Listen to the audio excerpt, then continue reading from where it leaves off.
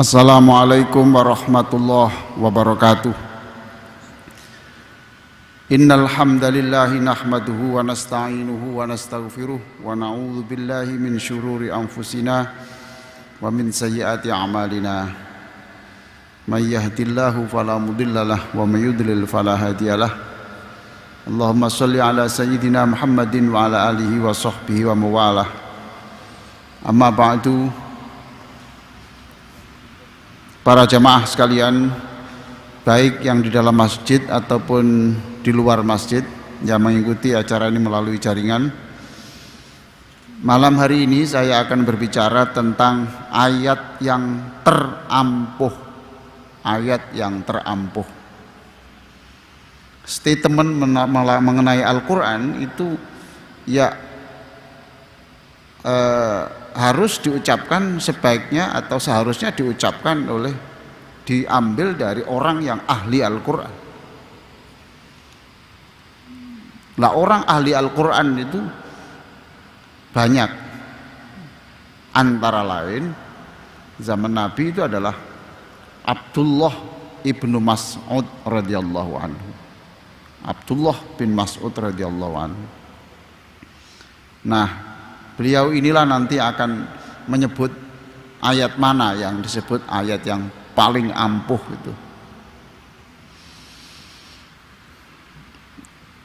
Nah, Abdullah bin Mas'ud ini sebenarnya kan dulu kecilnya ini pengembala domba, diberi upah oleh pemilik kambing, pemilik domba yang tinggal di tempat yang jauh dari kota Makkah. Nah, ya kita harus tahu toh bahwa hidup itu ya harus begitu. Hidup itu ya begitu, ya bekerja gitu. Ya bekerja. Nah, orang seperti ini kan Abdullah bin Mas'ud menjadi pengembala yang tidak tahu dibayar berapa itu, di tempat di pegunungan yang jauh gitu. Nah, suatu saat coba perhatikan ini bagaimana Allah membuat skenario supaya orang itu jadi orang baik. Mungkin orang mengatakan ya pengembala ya nasibnya ya pengembala. Oh, jangan begitu. Perjalanan hidup manusia itu susah ditebak loh. Termasuk perjalanan anak-anak kita ke depan itu seperti apa itu. Ya sudahlah, mintalah doa supaya anak kita jadi orang mulia. Soal caranya Allah mengantarkan itu biar urusannya Allah. Jangan mendikte-dikte Allah lah begitu. Allah sudah tahu semuanya. Nah, ketika dia mengembala domba itu, dia kedatangan dua tamu. Dua orang ini kehausan loh. Kehausan. Haus dan lapar. Dua orang ini kemudian apakah diizinkan untuk memerah susu domba itu? Ya, Abdullah mengatakan ini bukan milik saya. Ya, kalau begitu mintakan izin dan saya nanti tidak milih yang besar, saya minta domba yang kecil saja, yang kecil dan masih belum kawin, jadi mustahil lah bisa keluar susunya itu ya. Akhirnya dua tamu itu diizinkan, ya sudah yang kecil itu aja.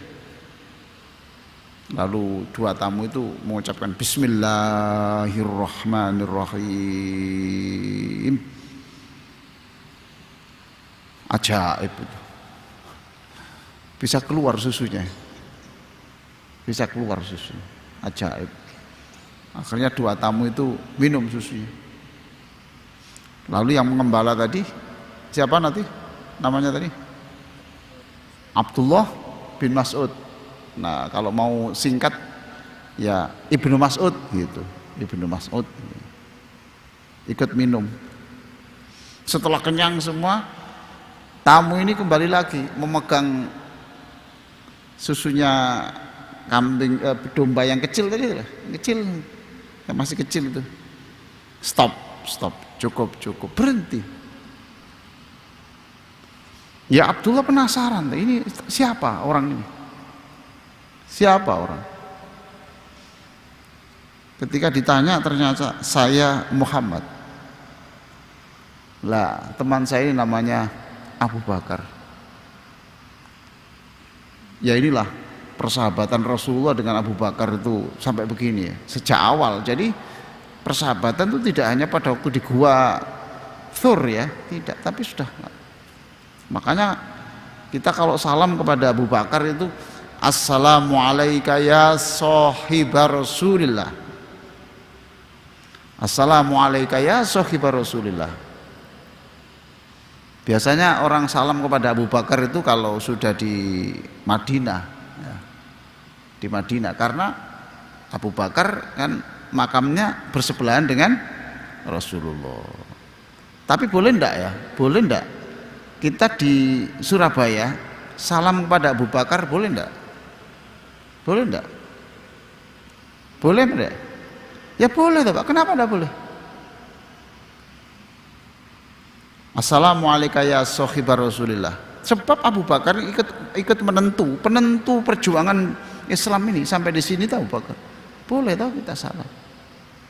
Saya sering assalamualaikum ya sahibar Rasulillah. Salam untukmu wahai orang yang menemani Rasulullah. Seperti ini. Menemani dalam gua. Wa ya khalifata Rasulillah. Salam untuk kepala pemerintahan yang mengganti Rasulullah. Dan yang ketiga, assalamualaikum ya man anfaqa malahu kullahu fi hubbillah. Salam untukmu wahai Abu Bakar yang menginfakkan seluruh hartanya sebelum kematiannya. Abu Bakar itu kaya, yang membiayai untuk hijrah ya Abu Bakar. Patut tuh kita beri salam. Nah sejak itu kemudian Ibnu Mas'ud tertarik dengan orang ini, maka dia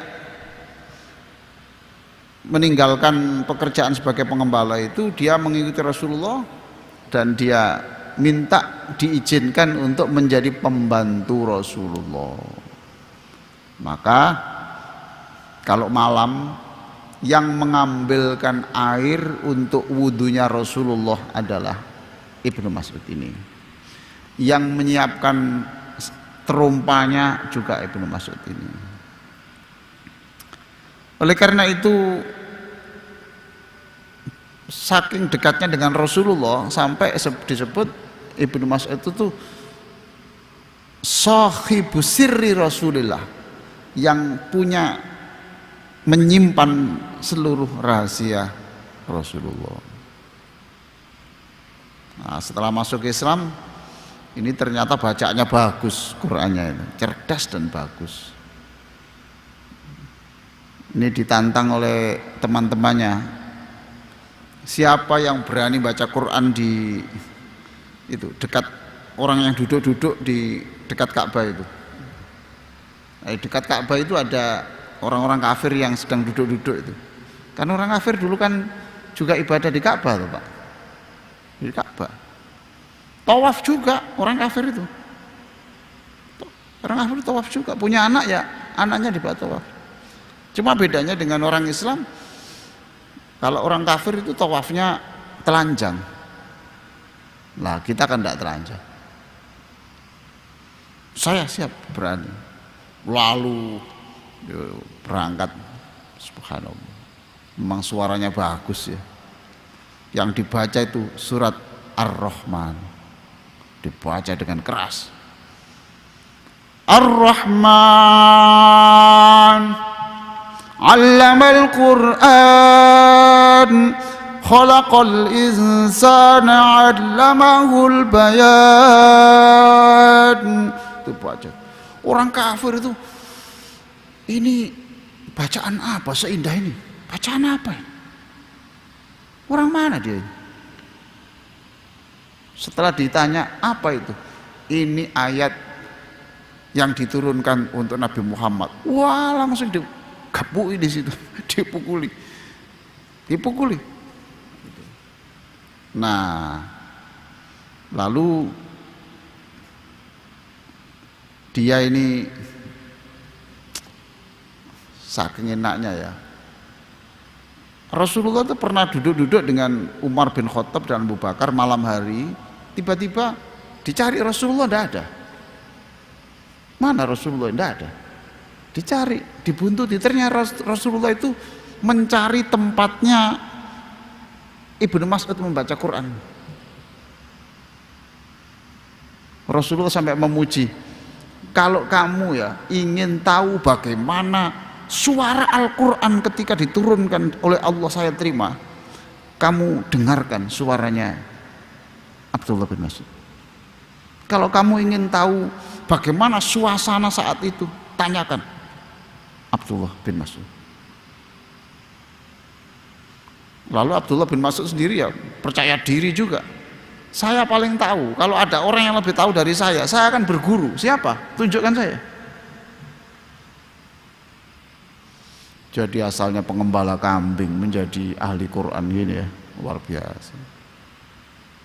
Tapi perhatikan ya, pada zaman Utsman bin Affan, orang sepinter ini tidak dimasukkan di dalam timnya, tim pembukuan Quran itu tidak dimasukkan. Tidak tahu saya kenapa tidak dimasukkan. Tidak tahu pertimbangannya apa. Tapi beliau itu tidak, ya legowo saja itu. Tidak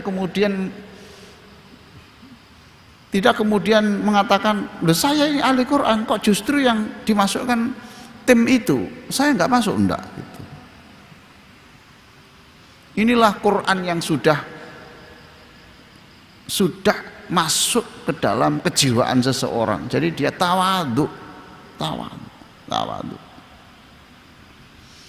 Nah, suatu saat ya, ini ditanya Ibnu Mas'ud, tuan kan pinter Quran ya, menurut tuan ya, ayat apa yang paling ampuh, itu ayat apa? Langsung dijawab, ayat kursi. Tapi Bapak perlu tahu ya, Ibnu Mas'ud itu kalau ditanya ya jawab, tetapi tidak semua pertanyaan itu dijawab. Bahkan dia membuat fatwa,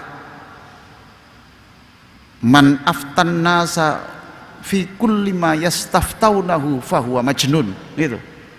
Siapa yang kalau ditanya semuanya itu dijawab, itu tandanya dia gendeng. Luar biasa. Ya kalau tidak bisa ya bisa. Tidak perlu gengsi, tidak perlu. Man aftan nasa fi kulli ma yastaftaunahu fahuwa majnun. Orang yang setiap ditanya dijawab, tanya dijawab. Seperti kok semuanya bisa. Itu kalau dijawab soal ini jawab, soal jawab. Bukan mesti bener, saisoe. Puter-puter. Ya sudah, kalau kita ini bukan ahli nuklir ya, kalau ditanya nuklir ya jangan jawab. Kalau kita bukan kedokteran, ngomong soal dokter ya jangan dijawab. Kalau kita bukan ahli agama, soal agama ya jangan dijawab. Punya bidang sendiri-sendiri toh. Lalu nanti bagaimana ilmu itu? Ilmu itu nanti kemudian saling dialog. Ini menyangkut ayat-ayat tentang bumi ini itu. Saya tahu tafsirnya, tapi saya tidak ngerti ilmu bumi, ilmu tentang Gunung Merapi itu seperti apa. Maka saya harus bertanya atau ngaji saja ke ahli geologi. Orang sana tidak tahu, saya tahu ilmunya ini tapi tidak tahu ayatnya. Ayo ke sini sama-sama. Loh gitu loh Pak. Jadi ada silaturahim dalam soal keilmuan, silaturahim dalam soal budaya dan seterusnya. Oh itu ya ayat kursi. Tanya lagi nih, Allah, kalau ayat yang paling tegas isinya apa? Paling tegas, isinya tegas, mantep. An-Nahl 90. An-Nahl, bukan An-Naml. An-Nahl. 90. Bagaimana tidak tegas? Ayat itu berisi